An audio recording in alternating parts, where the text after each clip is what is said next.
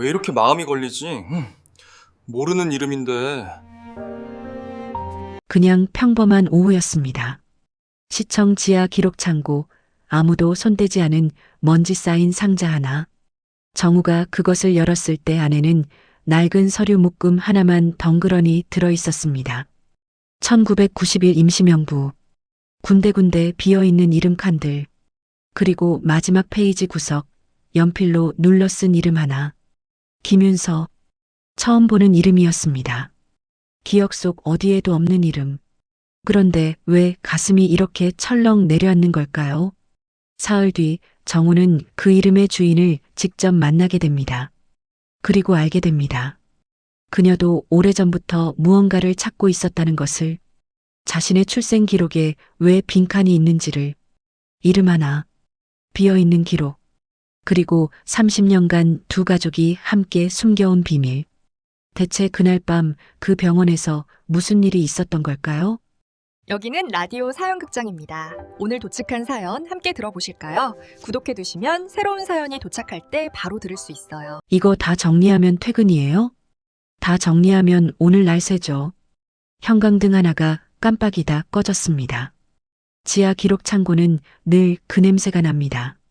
눅눅한 종이와 먼지, 그리고 오래된 것들이 켜켜이 쌓일 때만 풍기는 특유의 퀴퀴함. 정우는 그 냄새에 익숙해진 지 오래였습니다. 시청 계약직 기록관리 담당으로 일한 지 3년째, 지하 창고는 그의 일상이었고 그의 무대였습니다. 아무도 내려오지 않는 이 공간에서 그는 하루에도 수백 장의 서류를 분류하고 등록하고 다시 상자 안으로 집어넣었습니다. 누군가의 삶이 종이 한 장으로 압축되어 이 선반 어딘가에 잠들어 있다는 사실을 떠올릴 때마다 정우는 이상하게 가슴 한켠이 서늘해지는 것을 느꼈지만 그 감각조차 이제는 무뎌져 있었습니다. 그날도 다를 바 없었습니다. 전기 재배치 작업 일정이 잡혔고 창고 깊숙이 방치되어 있던 구역을 손봐야 했습니다. 창고 안쪽 사람이 잘 들어오지 않는 통로 끝 선반에는 라벨조차 제대로 붙어 있지 않은 상자들이 먼지를 뒤집어 쓴 채 쌓여 있었습니다. 정우는 손전등을 들고 그 구역으로 들어섰습니다. 머리 위로 형광등 하나가 간헐적으로 깜빡이며 불안한 빛을 내뿜었고 발걸음을 옮길 때마다 바닥에 쌓인 먼지가 뿌옇게 피어올랐습니다. 첫 번째 상자는 예상대로였습니다. 1980년대 중반의 토지대장 사본. 두 번째 상자는 조금 더 오래된 것, 주민등록 이동 기록의 부본이었습니다.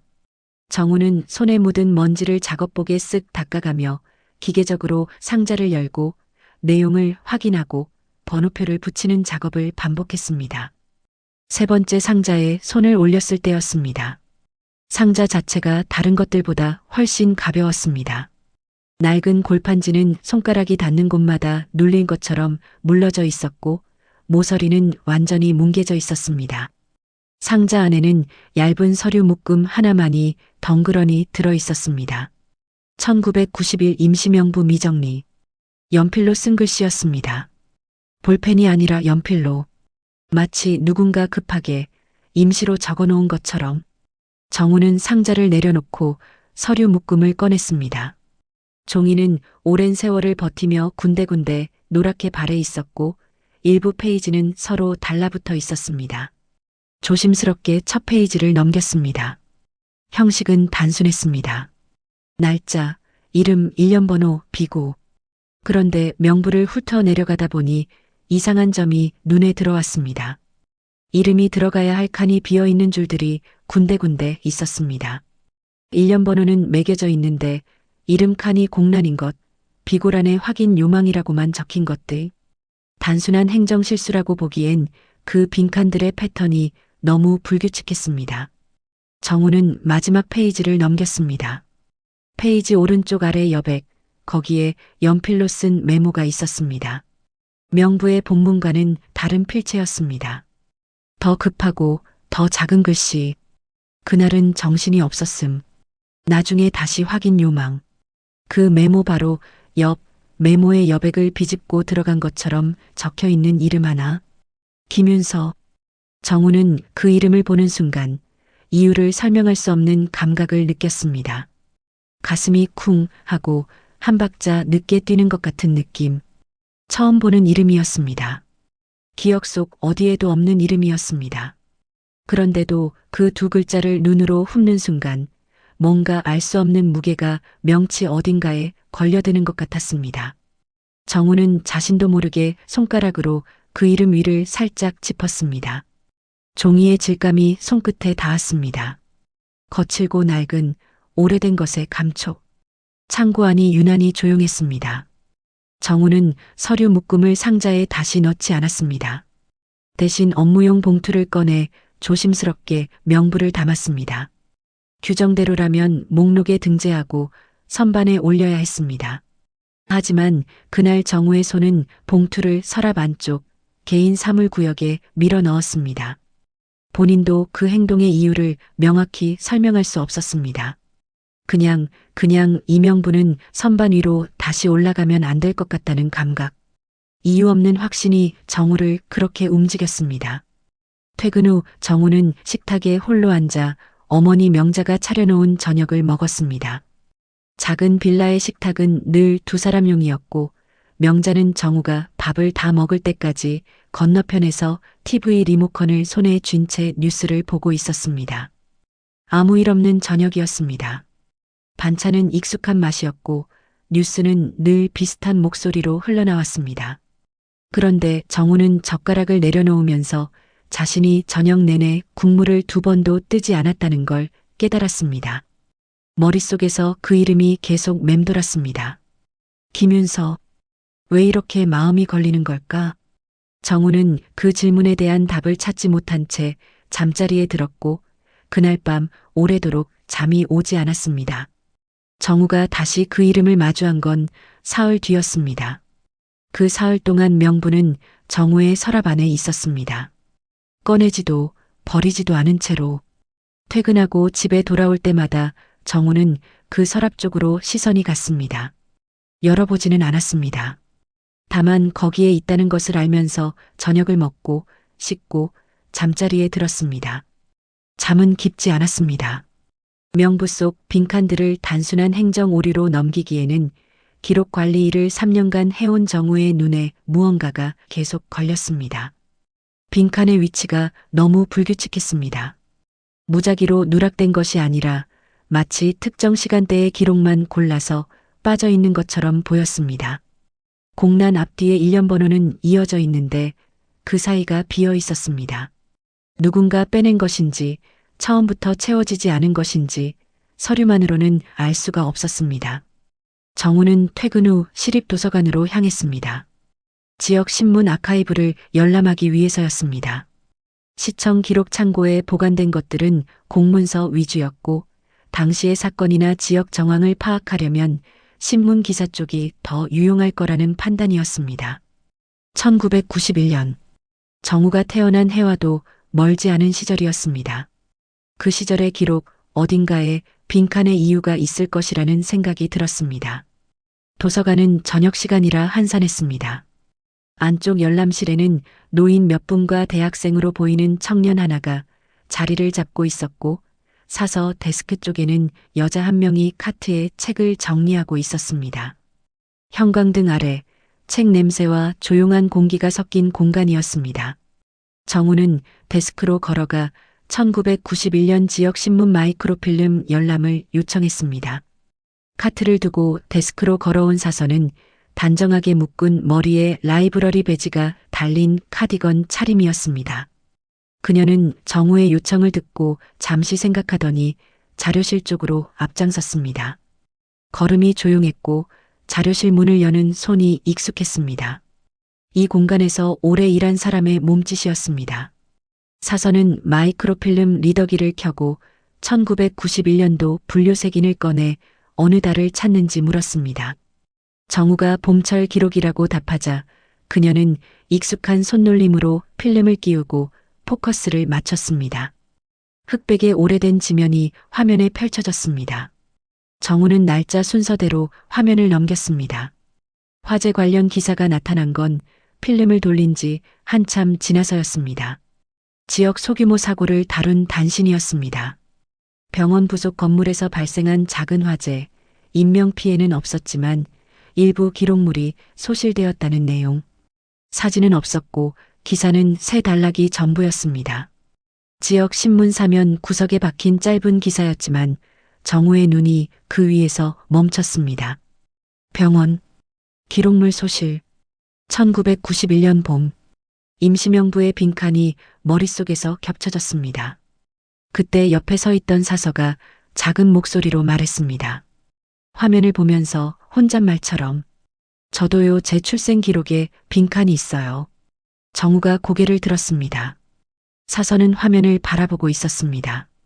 뭔가를 기억하는 눈빛인지 아니면 오래 참아온 것을 건드린 표정인지 정확히 읽히지 않는 얼굴이었습니다. 그녀는 정우의 시선을 느꼈는지 살짝 고개를 돌렸고 짧게 웃으며 죄송하다고 갑자기 라고 덧붙였습니다. 정우는 아무 말도 하지 않았습니다. 대신 명부에서 봤던 이름을 떠올렸습니다. 그리고 사서의 명찰을 다시 봤습니다. 성만 있었습니다. 김. 정우는 조심스럽게 성함이 어떻게 되시냐고 물었습니다. 사서가 짧게 답했습니다. 윤서라고, 김윤서라고. 창고 안에서 느꼈던 것과 같은 감각이 다시 왔습니다. 명치 어딘가에 무언가가 걸리는 느낌. 이번에는 더 뚜렷하게. 두 사람은 그날 자료실에 꽤 오래 앉아 있었습니다. 기사 내용에 대해 몇 마디를 주고받았고 윤서는 정우가 찾는 자료의 범위를 좁히는 데 도움을 주었습니다. 화재가 있었던 해의 병원 관련 기사가 더 있는지, 당시 지역 의료기관의 현황 기사가 남아 있는지. 두 사람은 나란히 화면을 들여다보며 필름을 넘겼습니다. 대화는 많지 않았지만 주고받는 말 사이사이에 이상하게 무게가 실렸습니다. 서로의 사정을 다 알지 못하면서도 같은 것을 보고 있는 것 같은 묘한 감각. 정우는 그것을 어떻게 설명해야 할지 몰랐습니다. 도서관을 나서면서 정우는 메모지 하나에 연락처를 적어 윤서에게 건넸습니다. 혹시 관련 자료가 더 나오면 알려달라는 명목이었습니다. 윤서는 잠시 메모지를 바라보다가 조용히 받았습니다. 별말이 없었습니다. 다만 메모지를 카디건 주머니 안쪽에 넣는 손이 단순히 종이 한 장을 집어넣는 손처럼 보이지 않았습니다. 차가운 밤 공기 속으로 걸어 나오면서 정우는 생각했습니다. 저 사람도 뭔가를 찾고 있구나. 나와 같은 방향의 어딘가를. 그리고 그 방향의 끝이 어디인지 아직 둘 다 모르고 있다는 것도. 윤서가 정우에게서 받은 메모지를 카디건 주머니에 넣은 지 20분쯤 지났을 때 도서관 현관문이 열리며 남자 하나가 들어왔습니다. 이준택 건이었습니다. 윤서의 오랜 지인이자 인근 보건소에서 의사로 일하고 있는 사람. 그는 윤서가 퇴근 후 혼자 자료실에 남아있는 습관을 알고 있었고 종종 이렇게 들러 귀갓길을 같이 했습니다. 말없이 와서 말없이 기다렸다가 같이 걸어가는 방식의 배려였습니다. 윤서는 그를 보자 짧게 인사하고 가방을 챙기기 시작했습니다. 태건은 카운터 옆에 서서 기다리면서 자연스럽게 자료실 쪽으로 시선을 보냈습니다. 불이 꺼진 자료실 안쪽 리더기 위에 서류 묶음이 놓여 있었습니다. 그리고 막 외투를 걸치고 자료실에서 나오는 정우와 눈이 마주쳤습니다. 두 남자는 서로를 처음 보는 사람처럼 잠깐 시선이 교차했습니다. 윤서가 두 사람을 간략히 소개했습니다. 태건은 고개를 가볍게 숙였고 정우도 마찬가지였습니다. 정우가 목례를 하고 자리를 빠져나오려 했을 때 태건이 조용하게 말을 건넸습니다. 말투는 단호했지만 공격적이지 않았습니다. 기록이 사람을 살릴 때도 있지만 누군가에게는 상처가 될 수 있다고. 그것을 아는 사람이 다뤄야 한다고. 정우는 그 말을 듣고 잠시 멈췄습니다. 반박하거나 대받아칠 수 있는 말이었지만 그렇게 하지 않았습니다. 태건의 말이 틀리지 않다는 걸 알았기 때문입니다. 그리고 그 말 뒤에 누군가를 보호하려는 마음이 있다는 것도. 윤서를 향한 마음이. 세 사람은 한 공간에 잠깐 서 있다가 각자 흩어졌습니다. 정우는 그날 밤 오래 걸었습니다. 집까지 가는 버스를 2번 놓쳤습니다. 버스 정류장 벤치에 앉아서 다음 버스를 기다리는 동안 태건의 말이 계속 귀에 맴돌았습니다. 상처, 기록, 사람, 그것을 아는 사람. 정우는 스스로에게 물었습니다. 나는 지금 무엇을 하려는 건가? 단순한 직업적 궁금증인가? 아니면 명부에서 그 이름을 봤을 때부터 어딘가에서 움직이기 시작한 아직 이름 붙이지 못한 무언가인가? 버스 안에서도 생각은 멈추지 않았습니다. 창밖으로 가로등이 흘러갔습니다. 정우는 유리에 비친 자신의 얼굴을 잠깐 봤습니다. 무언가를 찾으려는 사람의 얼굴인지 아니면 모른 척하기 어려워진 사람의 얼굴인지 구분이 되지 않았습니다. 집에 돌아왔을 때 명자는 이미 잠들어 있었습니다. 정우는 불을 켜지 않고 거실에 앉았습니다. 창밖의 가로등 불빛이 방 안으로 길게 들어왔습니다. 정우는 그 빛 안에서 한참을 생각했습니다. 상처가 두려워서 멈추는 삶과 상처가 두려워도 진실 쪽으로 걸어가는 삶. 어느 쪽이 더 쉬운지는 알 수 있었습니다. 하지만 어느 쪽이 더 나은 삶인지는 달랐습니다.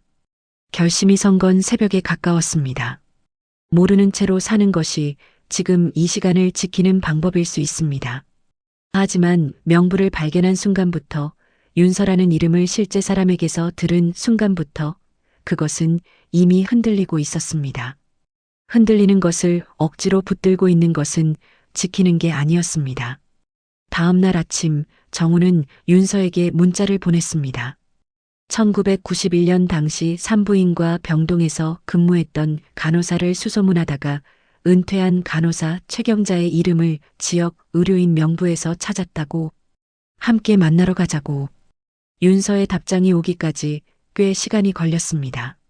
정우는 그 시간 동안 핸드폰을 뒤집어 책상 위에 올려두었다가 다시 집어들었다가를 반복했습니다. 답장은 한 글자였습니다. 네. 정우는 그 한 글자를 보고 괜히 오래 화면을 켜두었습니다. 태건은 그날 오전 윤서에게 전화를 걸었습니다. 윤서는 짧게 사정을 설명했고 태건은 한동안 침묵했습니다. 뭔가를 말하려다 삼킨 흔적이 있는 침묵이었습니다. 그는 조심하라는 말만 했습니다. 무리하지 말고 무너지면 안 된다고. 윤서는 고맙다고 했고 전화를 끊고 나서 잠시 창밖을 바라봤습니다.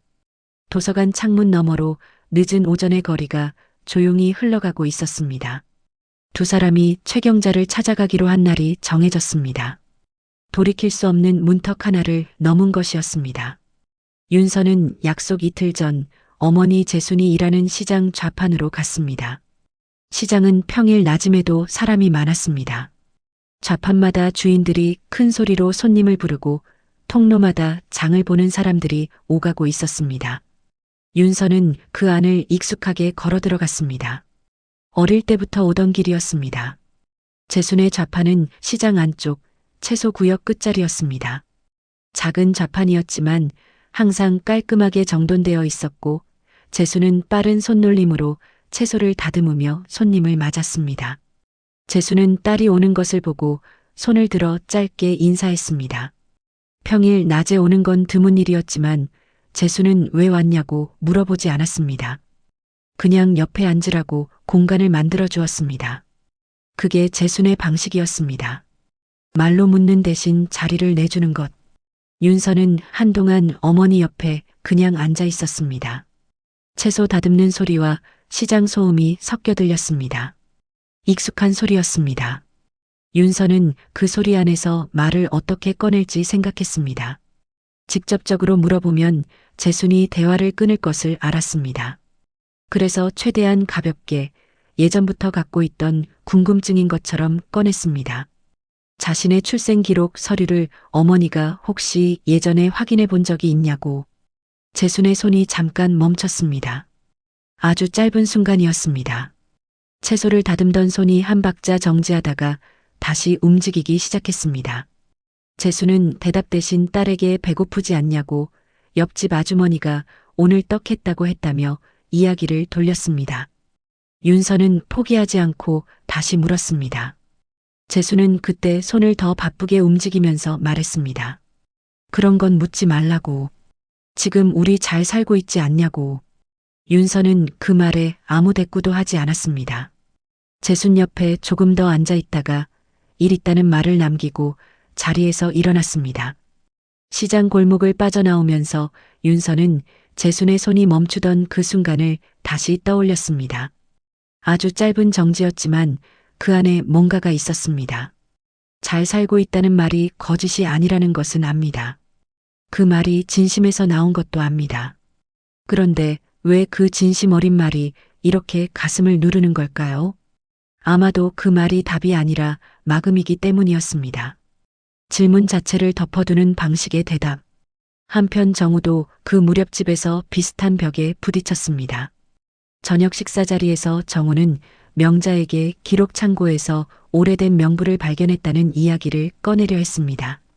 직접적으로 말하지 않고 1991년 당시 병원 기록에 관한 이야기를 돌려서 꺼내는 방식으로 명자는 반찬을 집으며 잠깐 귀를 기울이는 것 같다가 이내 말했습니다.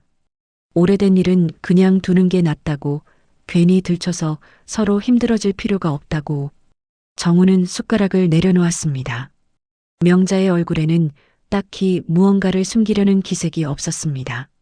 피곤한 사람이 더 이상의 복잡한 것을 원하지 않는 표정이었습니다. 그런데 정우는 그 표정 너머를 보고 싶었습니다. 어머니가 지금 아무것도 모르는 건지 아니면 알면서도 모른다고 사는 건지. 그 차이는 중요했습니다. 두 어머니가 보인 반응은 달랐지만 닮아 있었습니다. 재수는 손을 바쁘게 움직였고 명자는 반찬 이야기를 했습니다. 방식은 달랐지만 피하는 방향이 같았습니다. 두 사람 모두 같은 지점으로부터 등을 돌리고 있는 것처럼 보였습니다. 정우는 그날 밤 처음으로 이 일이 단순히 행정 기록의 공백을 메우는 차원이 아닐 수도 있다는 생각을 했습니다. 창고에서 발견한 명부, 윤서라는 이름, 그리고 두 어머니의 침묵. 무언가가 1991년이라는 시간에 매듭 지어져 있었습니다. 아직 실체를 확인하지 못했지만 그 매듭이 자신과 윤서, 그리고 두 어머니를 같은 자리에서 엮고 있는 것 같다는 예감이 들었습니다. 윤서에게 문자를 보냈습니다. 어머니와 이야기해봤냐고. 윤서는 잠시 후 답장을 했습니다. 잘 모르겠다고, 근데 엄마 손이 멈췄다고. 정우는 그 문장을 읽고 창문을 열었습니다. 밤 공기가 서늘하게 들어왔습니다. 엄마 손이 멈췄다. 두 사람이 같은 것을 봤습니다. 같은 방식으로 각자의 어머니에게서. 그 말이 마음 안에서 오래 울렸습니다. 최경자를 만나야 했습니다. 그것만이 지금 할 수 있는 다음 걸음이었습니다. 최경자의 집은 오래된 단독주택 단지 안에 있었습니다. 버스에서 내려 골목으로 들어서자 분위기가 달라졌습니다. 큰 길의 소음이 차단되고 오래된 담장과 나무들이 골목을 좁고 조용하게 만들었습니다. 담벼락마다 이끼가 끼어 있었고 군데군데 시멘트 바닥이 갈라져 있었습니다. 오래전에 지어진 동네가 세월을 고스란히 보여주는 거리였습니다. 대문 앞에 서자 안에서 화분을 손보는 노인의 모습이 담장 너머로 보였습니다. 정우가 인터폰을 누르기 전에 최경자가 먼저 고개를 들었습니다. 연락을 미리 해두었던 터라 그녀는 정우와 윤서를 안으로 들였습니다. 작은 거실 해묵은 소파, 반쯤 내려진 블라인드 사이로 오후 햇살이 가늘게 들어오는 공간이었습니다. 오래 한자리에서 살아온 사람의 집은 그 사람을 담는다는 말처럼 집안 곳곳이 조용하고 단단한 분위기를 풍겼습니다. 최경자는 처음에는 말이 많지 않았습니다. 녹차를 내오고 컵을 천천히 닫고 소파 옆 작은 스툴에 앉으면서 두 사람을 번갈아 봤습니다. 그 눈빛 안에 경계와 안타까움이 함께 들어 있었습니다. 오래전 일을 다시 꺼내야 한다는 것을 알고 있는 사람의 표정이었습니다. 무엇을 알고 싶은지 먼저 말해보라고 했습니다. 정우가 임시명부와 빈칸에 대해 설명했고 윤서는 자신의 출생 기록에 대해 이야기했습니다. 최경자는 그 이야기를 듣는 동안 녹차잔을 두 손으로 감싸쥐고 있었습니다. 아무 말도 끊지 않고 끝까지 들었습니다. 잠시 후 그녀가 입을 열었습니다. 조심스러운 말투였습니다. 마치 그 시절 이야기를 꺼내는 것이 오래된 상처 위를 건드리는 일처럼 천천히 그리고 조심스럽게 말을 골랐습니다. 당시 병원 부속 건물에서 작은 화재 소동이 있었던 것은 사실이었습니다. 규모는 크지 않았지만 연기가 퍼지는 바람에 신생아 병동을 포함한 일부 구역이 한동안 혼란스러웠습니다. 간호사들은 아기들을 안고 복도로 나왔고 보호자들도 뒤섞였습니다. 아기들의 안전을 먼저 확인하느라 기록 정리는 뒤로 밀렸습니다. 소동이 수습되고 다시 정리하는 과정에서 신생아 이름표, 이른바 태그가 몇 개 제자리를 찾지 못했습니다. 아이들은 무사했지만 서류 정리가 뒤틀렸습니다. 당시의 임시 기록이 제대로 정식 문서로 옮겨지지 못한 부분이 있었다고 최 경자는 그렇게 말했습니다. 나중에 정리하려 했지만 정확히 어느 아이의 기록인지 확인이 어려운 부분이 생겼다고. 그래서 비고란의 확인 요망이라 적어두고 넘겼다고. 그 빈칸들이 결국 공식 문서로 이관되는 과정에서 그대로 묻혔다고 했습니다. 윤서는 그 이야기를 들으면서 아무 말도 하지 않았습니다. 녹차잔을 두 손으로 감싸 쥐고 테이블을 바라봤습니다. 정우는 최 경자에게 물었습니다. 그날 특별히 기억나는 것이 있냐고. 사람이든 말이든. 최 경자는 잠시 허공을 바라봤습니다. 기억을 더듬는 눈빛이었습니다. 그리고 낮고 천천히 말했습니다. 그날 복도에서 아기를 안고 울던 여자가 있었다고. 어떤 보호자였는지 정확히 기억하지는 못하지만 그 여자가 했던 말만은 또렷이 남아있다고 했습니다. 아이만은 안전하게. 그게 전부였습니다. 이름도 얼굴도 다 흐릿한데 그 말만은 오래 남았다고. 그 말을 할 때의 목소리도 울면서 부탁하는 목소리였다고. 정우는 그 말을 듣는 순간 등 뒤로 차가운 것이 지나가는 감각을 느꼈습니다. 아이만은 안전하게. 그것은 자기 아이를 지키려는 사람의 말이었습니다.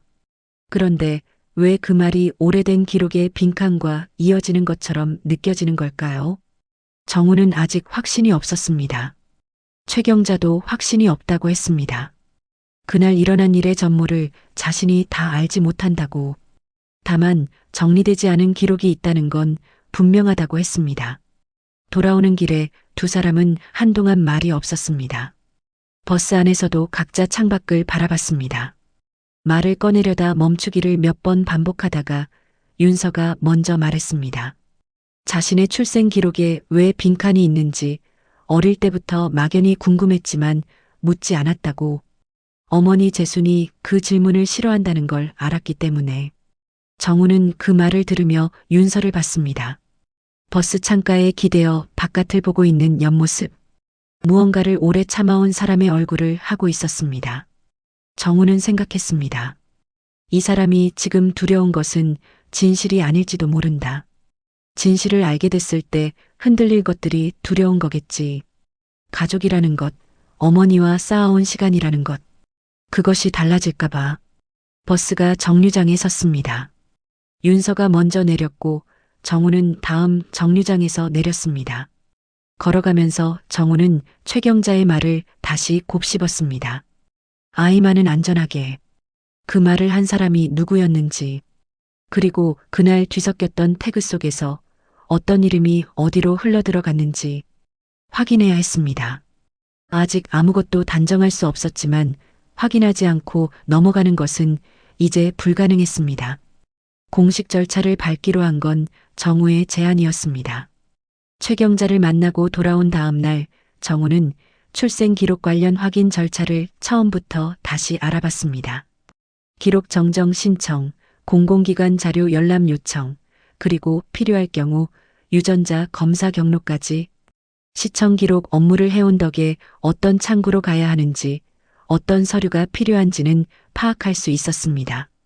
하지만 그 절차를 실제로 시작하는 것과 경로를 아는 것 사이에는 꽤 큰 거리가 있었습니다.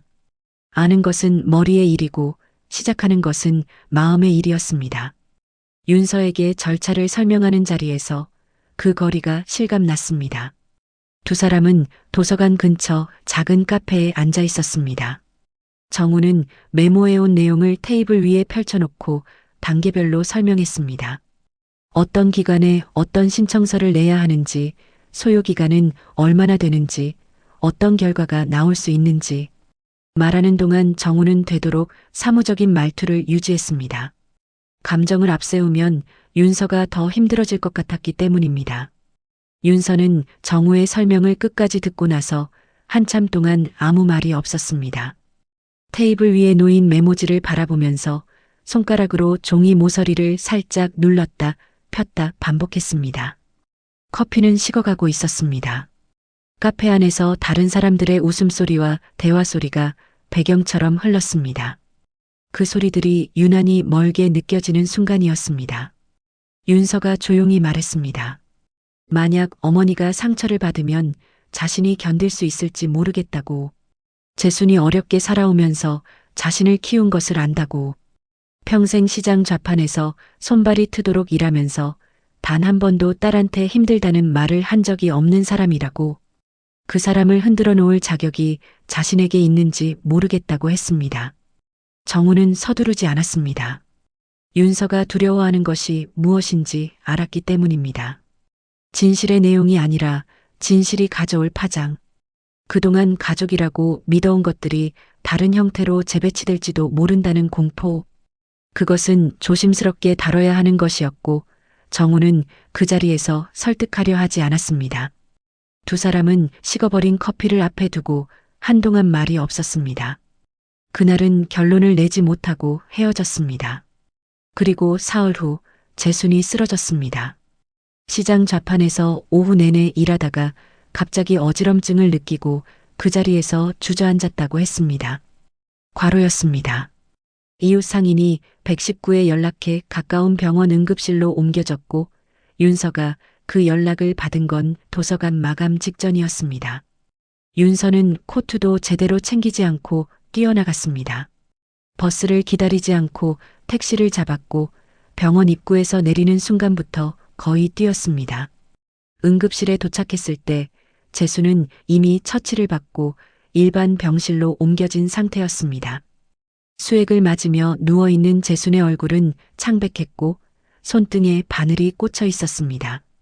평생 누워있는 모습을 거의 본 적 없는 사람이었습니다. 그 모습이 윤서의 가슴을 쥐어짰습니다. 재수는 눈을 뜨고 딸을 보더니 괜찮다고 별것 아니라고 했습니다. 그 말이 더 마음을 아프게 했습니다. 아프면서도 걱정시키지 않으려는 사람. 윤서는 침대 옆 의자를 끌어당겨 앉으면서 재순의 손을 잡았습니다. 할 말이 없었습니다. 그냥 손을 잡고 있었습니다. 재순은 눈을 감았고 한동안 두 사람 사이에 아무 말도 없었습니다. 윤서는 그날 밤 내내 병실을 지켰습니다. 재순이 깊이 잠든 새벽 무렵에야 복도로 나왔습니다. 형광등 빛이 차갑게 복도를 채우고 있었습니다. 윤서는 창가에 서서 어두운 바깥을 바라봤습니다.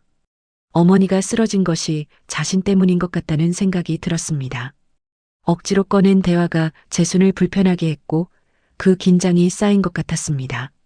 논리적으로는 아니라는 것을 알면서도 그 감각은 쉽게 사라지지 않았습니다. 윤서는 정우에게 문자를 보냈습니다. 모든 걸 잠깐 멈추고 싶다고, 지금은 엄마 곁에 있어야 할 것 같다고. 정우는 그 문자를 받고 잠시 화면을 바라봤습니다. 그리고 답장 대신 병원으로 갔습니다. 심야였지만 버스가 한 대 있었습니다. 병원 복도에서 창가에 서 있는 윤서를 찾는 데는 오래 걸리지 않았습니다. 정우는 윤서 옆으로 다가서서 말했습니다. 윤서 씨 잘못이 아니라고. 지금 일어난 일이 무언가를 알아보려 했기 때문이 아니라고. 재순이 쓰러진 건 오래된 피로가 쌓인 몸의 일이라고. 그리고 천천히라도 괜찮으니 멈추지 않아도 된다고. 윤서는 창밖을 보다가 고개를 숙였습니다. 오래 참았던 것이 한꺼번에 풀리는 것처럼 어깨가 작게 떨렸습니다. 정우는 아무것도 더 말하지 않았습니다. 그냥 옆에 서 있었습니다.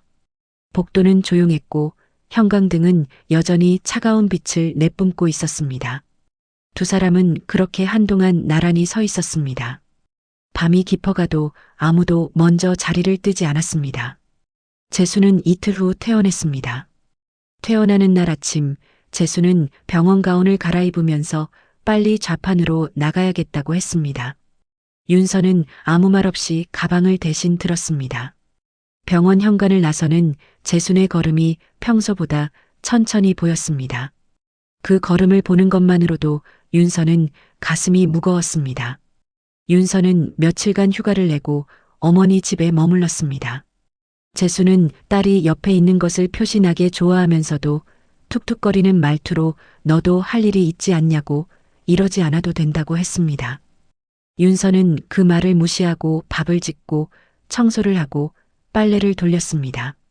어머니가 낮잠에 든 오후 윤서는 집안을 조용히 정리하기 시작했습니다.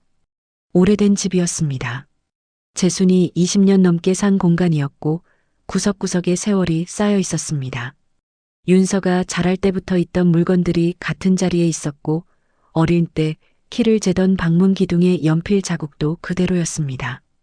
그 흔적들을 지나치면서 윤서는 이상하게 가슴이 먹먹해지는 것을 느꼈습니다. 안방 장롱은 한쪽 벽면을 가득 채우고 있었습니다. 문을 열면 옷가지와 이불 사이에 여러 가지 물건들이 무질서하게 들어 있었습니다. 윤서는 이불을 꺼내 햇볕에 내걸다가 장롱과 벽 사이의 좁은 틈으로 무언가가 떨어져 있는 것을 발견했습니다. 손이 겨우 들어가는 틈이었습니다. 윤서는 손을 뻗어 그것을 끄집어냈습니다. 낡은 봉투였습니다. 누렇게 바랜 두꺼운 종이 봉투. 봉이는 이미 뜯겨 있었고 입구가 안으로 접혀 있었습니다. 겉면에는 아무 표시도 없었습니다. 수신인도 발신인도 그냥 봉투였습니다. 언제부터 적이 있었는지 알 수 없었습니다. 장롱을 옮기다 떨어진 건지 아니면 처음부터 저 틈에 넣어둔 건지. 윤서는 주방으로 나와 식탁에 앉아 봉투를 열었습니다. 안에는 3가지가 들어 있었습니다. 첫 번째는 신문 스크랩이었습니다. 오래되어 종이가 바스라질 것처럼 노랗게 변해 있었고 접힌 자국이 여러 개였습니다. 펼쳐보니 도서관에서 정우와 함께 마이크로필름으로 봤던 그 기사였습니다. 병원 화재 소동을 다룬 짧은 지역 신문 단신. 윤서는 그것을 보는 순간 손가락이 멈췄습니다. 어머니가 이것을 갖고 있었습니다. 오려서 접어서 봉투에 넣어서 한 번도 꺼내보지 않은 것처럼 접힌 채로. 두 번째는 사진이었습니다. 작고 흐릿한 흑백 사진이었는데 신생아의 손목에 감긴 이름표를 찍은 것이었습니다. 당시 병원에서 기록 목적으로 찍었을 법한 사진이었고 이름표에 적힌 글씨는 초점이 맞지 않아 정확히 읽히지 않았습니다. 하지만 그 사진이 여기에 있다는 것 자체가 이미 이야기를 품고 있었습니다. 세 번째는 메모 한 장이었습니다. 접혀있던 메모를 펼쳤습니다. 짧은 글이었습니다. 그날의 일 서로 잊지 말자. 필체가 2가지였습니다. 한 줄은 분명 재순의 글씨였습니다. 뭉툭한 연필로 눌러 쓴 힘있는 필체. 그런데 그 아래 또 다른 글씨가 있었습니다. 더 가늘고 단정한 다른 사람의 손으로 쓴 것이 분명한 글씨. 2사람이 같은 종이에 같은 문장을 나눠 쓴 것이었습니다. 윤서는 그 메모를 식탁 위에 내려놓고 한참을 바라봤습니다. 머릿속이 조용해졌습니다. 여러 가지가 동시에 연결되는 것 같은 느낌이었는데 그 연결의 끝이 어디인지 아직은 전부 보이지 않았습니다. 다만 한 가지는 직감할 수 있었습니다. 이것은 재순 혼자만의 비밀이 아니었습니다. 그날의 일을 아는 다른 사람이 있었습니다. 그리고 2사람은 서로 잊지 말자고 약속했습니다. 다른 필체의 주인이 누구인지 윤서는 아직 몰랐습니다. 하지만 그 글씨가 낯설지 않게 느껴졌습니다. 왜 낯설지 않은지 이유를 댈 수 없었지만 그 감각은 분명했습니다. 윤서의 가족의 과거가 다른 누군가의 과거와 이어져 있었습니다. 정우에게 전화를 걸었습니다. 신호가 2번 울리고 정우가 받았습니다. 윤서는 말했습니다. 봉투를 찾았다고. 와줄 수 있냐고. 정우는 지금 간다고 했습니다. 주저함이 없는 대답이었습니다. 윤서는 전화를 끊고 봉투의 내용물을 식탁 위에 나란히 펼쳐두었습니다. 안방에서는 재순이 낮잠을 자고 있었습니다. 그 숨소리가 주방까지 들렸습니다. 평화로운 소리였습니다. 그 소리를 들으면서 윤서는 생각했습니다. 이 사람이 이것을 숨긴 것도 잊지 못한 것도 모두 같은 마음에서 나온 것이겠지. 정우가 재순의 집 앞 골목에 들어섰을 때 반대편 끝에서 걸어오는 사람과 거의 동시에 마주쳤습니다. 태건이었습니다. 윤서에게 연락을 받았다고 했습니다. 두 사람은 서로를 보고 잠깐 멈췄다가 짧은 인사를 나누고 나란히 걸었습니다. 말이 없었습니다. 골목은 좁았고 두 사람의 발걸음 소리만 조용히 들렸습니다. 어색하다기보다는 둘 다 지금 이 자리로 오는 이유를 알고 있기 때문에 굳이 말을 채우지 않는 침묵이었습니다. 같은 사람을 걱정하는 두 사람이 같은 골목을 걷고 있었습니다.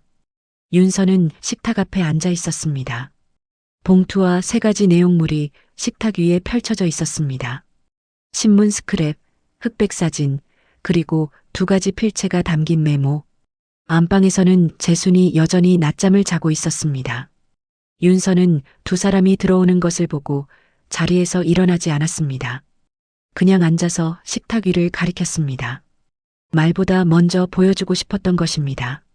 정우는 신문 스크랩을 집어들었습니다. 태건은 사진을 봤습니다. 두 사람 모두 메모를 들여다봤습니다. 2가지 필체, 같은 문장, 서로 잊지 말자. 누군가의 집 식탁 위에 오래 잠들어 있던 것을 꺼내놓은 느낌이었습니다. 태건이 먼저 입을 열었습니다. 조용하고 낮은 목소리였습니다.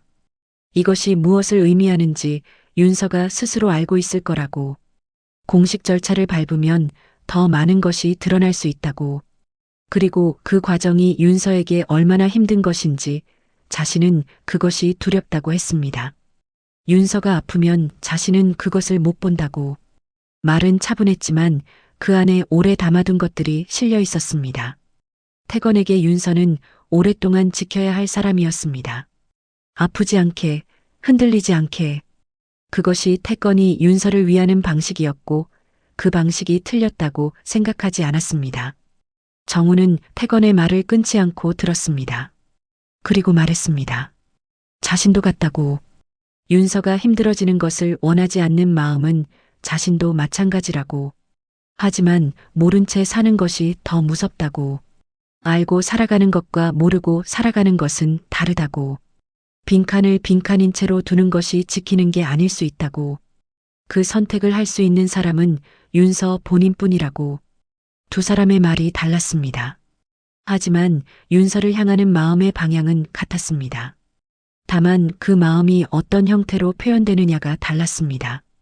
한 사람은 막으려 하고 한 사람은 함께 걸으려 했습니다. 어느 쪽이 더 옳은지 이 자리에서 판가름날 문제가 아니었습니다. 윤서는 두 사람의 말을 들으면서 식탁 위 메모를 바라봤습니다. 어릴 때부터 빈칸을 빈칸인 채로 두며 살았습니다. 어머니가 그 질문을 싫어한다는 것을 알았기 때문에, 가족을 지키는 것이 묻지 않는 것이라고 생각했기 때문에 그 믿음이 틀린 것은 아니었습니다. 하지만 지금 이 봉투 앞에서 그 믿음만으로는 더 이상 살아갈 수 없다는 것을 느꼈습니다. 이미 손에 쥐어진 것을 모른 척 내려놓는 것은 이제 지키는 것이 아니라 피하는 것이었습니다. 윤서가 말했습니다. 확인하겠다고. 태건은 그 말을 듣고 잠시 시선을 내렸습니다. 뭔가를 삼키는 표정이었습니다. 긴 침묵이 흘렀습니다. 그리고 고개를 들고 말했습니다. 자신이 돕겠다고. 윤서가 후회하지 않는 방향으로 자신이 할 수 있는 것을 하겠다고. 그것은 포기가 아니었습니다. 자신이 윤서를 위할 수 있는 방식을 바꾸는 것이었습니다. 막는 것에서 걸어가도록 곁에 있는 것으로. 태건은 그 밤 소리 없이 많은 것을 내려놓았습니다. 그리고 그것이 자신이 윤서를 위해 할 수 있는 가장 정직한 일이라는 것을 알고 있었습니다. 세 사람은 한 식탁에 앉아 오래 이야기했습니다. 다음 절차를 어떻게 밟을지, 어머니들에게 어느 시점에 무엇을 말할지. 태건은 의료인으로서 도울 수 있는 부분을 조용히 챙겼습니다. 정우는 기록 절차 쪽을 맡겠다고 했습니다. 윤서는 두 사람의 말을 들으며 메모지에 순서를 적었습니다. 손이 떨리지 않았습니다. 창밖에는 밤이 깊어가고 있었고 안방에서는 재순의 숨소리가 조용히 들려왔습니다. 세 사람의 목소리는 낮았고 말 사이사이의 침묵도 차갑지 않았습니다. 같은 방향을 보는 사람들의 시간이었습니다.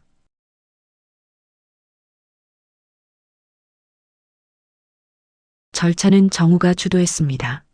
시청 기록 담당자로서 공공기록 정정 요청 경로를 알고 있었고 관련 서류를 준비하는 데는 일주일이 걸렸습니다. 그 일주일 동안 정우는 퇴근 후 시간을 전부 이 일에 쏟았습니다.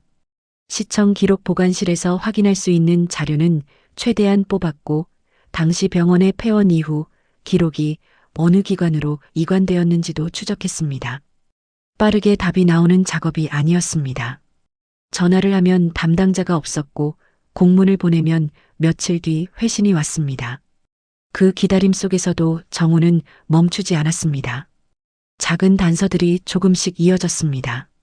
최경자를 다시 만난 건 그 주 주말이었습니다. 공식 진술 부탁을 드리기 위해서였습니다. 최경자는 처음에 망설였습니다. 자신의 기억이 얼마나 정확한지 확신할 수 없다고 했습니다. 오래된 기억이고 감정이 섞인 기억이라서 사실과 감각이 뒤엉켜 있을 수 있다고, 틀린 말을 했다가 누군가에게 상처가 될까봐 두렵다고도 했습니다. 정우는 그 말을 충분히 이해한다고 했습니다. 그리고 설명했습니다. 단죄하거나 누군가를 고발하는 자리가 아니라고, 기록의 빈칸을 채우기 위한 사실 확인의 자리라고, 잘못을 따지는 것이 아니라 그날 무슨 일이 있었는지를 가능한 한 정확하게 정리하는 것이라고. 최경자는 그 말에 긴 침묵 후 고개를 끄덕였습니다. 평생 마음에 걸려있던 것을 이제야 제자리에 내려놓을 수 있겠다는 표정이었습니다. 관계기관의 담당자, 최경자, 정우, 윤서, 그리고 기록 전문가가 한자리에 모였습니다. 외부에 공개되는 자리가 아니었습니다. 조용히 관련된 사람들 사이에서만 이루어지는 확인 절차였습니다. 형광등이 밝게 켜진 작은 회의실. 탁자 위에는 1991년 임시명부 사본과 병원 화재 관련 기록 사본, 그리고 봉투 안에 들어있던 사진과 메모가 올려져 있었습니다. 최경자는 천천히 그날을 다시 이야기했습니다. 화재 소동 당시 신생아 병동에서 혼란이 있었고 이름표가 뒤섞인 채 수습 과정에서 일부 기록이 정확히 복구되지 못했다는 사실. 당시 담당 간호사들이 임시명부에 가능한 한 기록을 남겼지만 확신할 수 없는 부분은 비워두었다는 것. 그리고 그 비어있는 칸들이 이후 공식 문서로 이관되는 과정에서 그대로 묻혔다는 것. 목소리가 작았지만 흔들리지 않았습니다. 오래된 짐을 조심스럽게 꺼내놓는 것처럼 보였습니다. 기록 전문가가 임시명부와 당시 병원 공식 기록을 대조했습니다. 절차는 오래 걸렸습니다. 오후가 저물도록 자료들이 검토되었고 몇 가지 추가 확인 작업이 이어졌습니다. 서류를 넘기는 소리, 간간히 담당자끼리 나누는 낮은 목소리. 그 외에 회의실은 조용했습니다. 정우와 윤서는 탁자 옆에 앉아 기다렸습니다. 윤서는 내내 조용했습니다. 손을 무릎 위에 얹고 시선을 탁자 위 어딘가에 두고 있었습니다. 가끔 창밖을 봤습니다. 창밖에는 오후 햇살이 조금씩 기울고 있었습니다. 정우는 그 시간 동안 윤서의 옆에 앉아 있었습니다. 말을 걸지 않았습니다. 그냥 있었습니다. 그것만으로도 충분하다는 것을 두 사람 모두 알고 있었습니다. 그리고 결론이 나왔습니다. 기록 전문가가 서류를 정리하며 설명했습니다. 이름표 혼선이 일어났던 신생아들의 범위와 당시 입원 기록을 교차 확인한 결과 정우와 윤서는 생물학적으로 남매 관계가 아니라는 것이 확인되었습니다. 기록의 빈칸이 만들어낸 의심이었고 그 의심이 두 사람을 오래 불안하게 붙들고 있었던 것이었습니다. 빈칸은 빈칸이었습니다. 거기에 연결이 있었던 것이 아니라 빈칸이 연결처럼 보이게 만든 것이었습니다. 윤서는 그 말을 듣고 한동안 아무것도 하지 않았습니다. 숨을 쉬고 있는지조차 모를 만큼 가만히 있다가 천천히 길게 숨을 내쉬었습니다. 그것은 오래 참았던 것이 한꺼번에 빠져나가는 숨이었습니다. 몇 년이 아니라 어쩌면 태어날 때부터 어딘가에 쌓여 있던 것이.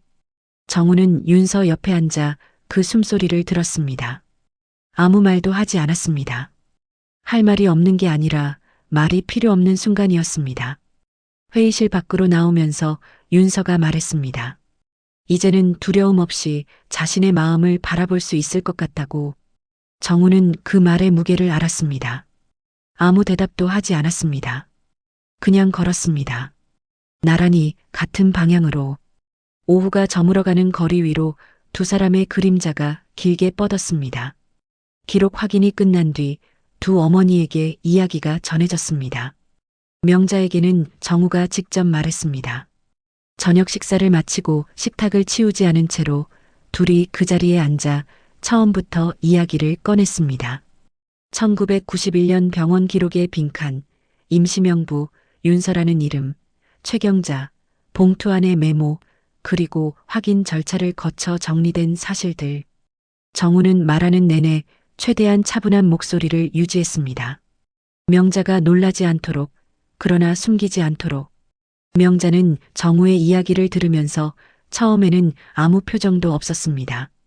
반찬 그릇을 앞에 두고 그냥 듣고 있었습니다. 그러다가 눈을 감았습니다. 오래 감고 있었습니다. 정우는 기다렸습니다. 서두르지 않았습니다. 명자가 눈을 뜰 때 눈가에 물기가 맺혀 있었습니다. 명자는 정우에게 말했습니다. 그때 자신은 너를 지키고 싶었다고. 모르는 게 낫겠다고 생각했고, 그래서 겁을 냈다고. 그게 아이를 위한 것인지 아니면 자신이 두려웠던 건지 지금도 잘 모르겠다고. 정우는 어머니 손을 잡았습니다. 그것으로 충분했습니다. 두 사람은 식탁에서 오래 앉아 있었습니다. 아무 말도 하지 않는 시간이 더 길었습니다. 재순에게는 윤서가 말했습니다. 재순이 좌판 일을 마치고 집에 돌아온 저녁 두 사람이 나란히 소파에 앉아서. 윤서는 병원 화재 이야기부터 시작했습니다. 봉투를 발견한 이야기, 메모의 두 가지 필체, 그리고 확인 절차에서 나온 결과까지. 재수는 딸의 이야기를 들으면서 두 손을 무릎 위에 올려놓고 고개를 숙이고 있었습니다. 윤서가 다 말하고 나서 재수는 한참을 울었습니다. 소리 없이 어깨를 들썩이며 오래 울었습니다. 울음이 잦아들고 나서 재수는 윤서의 손을 두 손으로 감싸쥐었습니다. 그리고 말했습니다. 너는 내 딸이라고. 피가 아니라 살아온 시간이 우리를 가족으로 만들었다고. 그 말이 떨리지 않고 나왔습니다. 오래전부터 알고 있었던 것을 이제야 소리내어 말하는 것처럼. 윤서는 그 말에 어머니 손을 더 꼭 쥐었습니다. 두 어머니는 며칠 뒤 처음으로 만났습니다. 재순의 시장 근처 작은 분식집이었습니다. 명자가 먼저 와 있었고 재순이 들어오면서 두 사람이 마주쳤습니다. 처음에는 둘 다 말이 없었습니다. 재순이 먼저 고개를 숙이며 미안하다고 했습니다. 명자도 고개를 숙였습니다. 무엇이 미안한지 구체적으로 말하지 않았지만 서로 알아들었습니다. 둘 다 오래 사과하고 오래 울었습니다. 분식집 주인은 눈치껏 자리를 피해 주었습니다. 그 자리에 없는 두 사람의 아이들이 이 만남을 만들어냈다는 것을 두 어머니는 알고 있었습니다. 시간이 흘렀습니다. 정우는 그 무렵 시청 정규직 전환 최종 합격 통보를 받았습니다. 3년을 기다려온 자리였습니다. 연락이 왔을 때 정우는 창고에 있었습니다. 형광등 아래 서류 봉투를 들고 전화를 끊고 잠시 그 자리에 서 있었습니다. 기뻤지만 가볍지 않았습니다.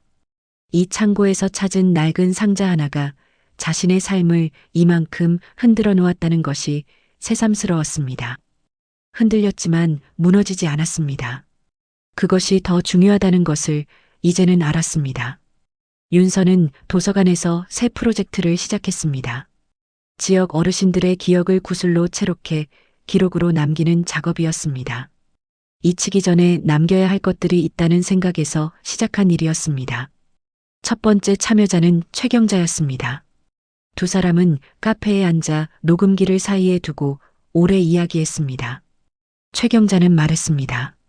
기억이라는 것도 기록이 필요하다고. 사람이 사라지면 기억도 사라지니까. 윤서는 그 말을 받아 적으면서 고개를 끄덕였습니다. 그 끄덕이만에 많은 것이 담겨 있었습니다. 태건은 지역 보건소에서 한 달에 한 번 어르신 무료 진료의 날을 열기 시작했습니다. 혼자 시작한 일이었고 처음에는 찾아오는 분이 많지 않았습니다. 하지만 멈추지 않았습니다. 자신이 할 수 있는 자리에서 자신이 할 수 있는 방식으로 좋은 사람이 되기로 했습니다. 그것이 지금 자신이 선택할 수 있는 가장 나은 형태라는 것을 태건은 알고 있었습니다. 가을이 끝날 무렵 네 사람이 한 식탁에 앉았습니다. 재순의 집이었습니다. 재순이 음식을 잔뜩 만들었고 명자가 반찬 몇 가지를 들고 왔습니다. 좁은 식탁이었지만 네 사람이 자리를 나눠 앉았습니다. 처음에는 어색했습니다. 어디서부터 말을 시작해야 할지 모르는 사람들처럼 각자 그릇 안을 들여다봤습니다. 그러다 재순이 국을 퍼주면서 먹으라고 했고 명자가 수저를 들었고 자연스럽게 말들이 섞이기 시작했습니다. 정우가 말했습니다. 이제부터는 숨기지 말고 살자고. 윤서가 받았습니다. 진짜 가족처럼. 창밖으로 늦가을 햇살이 기울어진 각도로 들어왔습니다. 부드럽고 따뜻한 빛이 식탁 위를 덮었습니다. 음식 냄새와 사람들의 목소리가 좁은 공간을 채웠습니다. 오래된 집에 오래 닫혀있던 무언가가 조용히 열리는 것 같은 오후였습니다. 숨겨진 것들이 빛 안으로 나왔고 그것들은 생각보다 단단했습니다. 라디오 사연극장 오늘 방송을 마치겠습니다. 고시어 나오는 화면에서 질문과 선택지를 확인해 주세요. 댓글에 번호와 함께 이유도 한 줄 적어주세요. 구독과 좋아요로 함께 해주시면 다음 사연도 이어서 전해드릴게요.